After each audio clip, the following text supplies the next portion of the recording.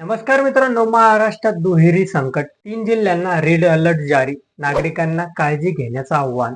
काय आहे ही बातमी आपण सविस्तर या चॅनलवरती बघणार आहोत. चला तर मग मी सचिन नाईक आणि तुम्ही बघत आहात आपली राजनीती चॅनल. विदर्भात उष्णतेचा प्रचंड कहर सुरू असून वर्धा, अकोला आणि अमरावतीमध्ये रेड अलर्ट जारी करण्यात आला आहे. अनेक जिल्ह्यांमध्ये तापमान 45 अंशांनी पुढे गेले असून नागरिकांना दुपारी 12 ते 4 पर्यंत घराबाहेर न पडण्याचा इशारा देण्यात आला आहे. राज्यात सध्या हवामानाचे अत्यंत बदलते चित्र पाहायला मिळत आहेत. एका बाजूला काही भागात पावसाच्या सरी कोसळत आहेत, तर दुसऱ्या बाजूला विदर्भात उन्हाळ्याचा प्रचंड तडाखा नागरिकांना सहन करावा लागत आहे. गेल्या काही दिवसापासून तापमानात सातत्याने वाढ होत असून अनेक जिल्ह्यांमध्ये उष्णतेची लाट अधिक तीव्र झाली आहे. विशेष म्हणजे विदर्भातील परिस्थिती चिंताजनक बनली असून दुपारच्या वेळी रस्ते ओसे पडलेले दिसतात.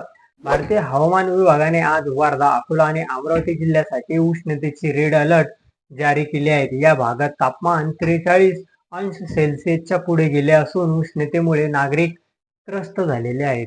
गडचिरोली, गोंदिया, नागपूर, यवतमाळ आणि भंडारा जिल्ह्यामध्ये ऑरेंज अलर्ट करण्यात आलेला आहे.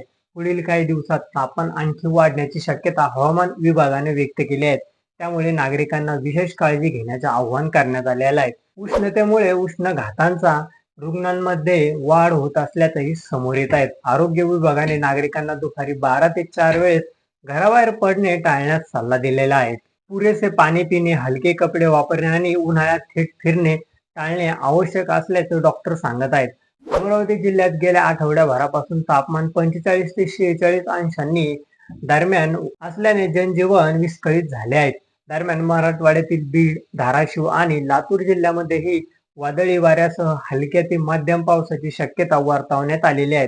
या भागांसाठी हवामान विभागाने येलो अलर्ट जारी केला आहे. काही ठिकाणी ढगांच्या गडगडाटासह पाऊस होण्याची शक्यता असल्याने शेतकऱ्यांनी आणि नागरिकांनी सतर्क राहण्याचे आवाहन करण्यात आलेले आहे. मुंबईसह ठाणे, पालघर आणि रायगड या किनारपट्टीच्या भागात आज दमट आणि अतिशय ढगाळ हवामान राहण्याचा अंदाज आहे. मुंबईत तापमान 34 ते 35 अंश सेल्सिअसच्या आसपास राहणार असल्याचं तरी हवात वाढलेल्या आर्द्रतेमुळे उकाडा अधिक जाणवू होणार आहे. अरबी समुद्राकडून येणाऱ्या बाष्पयुक्त वाऱ्यामुळे किनारपट्टी भागात आर्द्रता वाढली असून नागरिकांना अस्वस्थ करणारे हवामान अनुभवावे लागणार आहे. संध्याकाळच्या वेळी काही ठिकाणी हलक्या सरीची शक्यता असली तरी उकाडापासून फारसा दिलासा मिळण्याची चिन्हे दिसत नाहीत.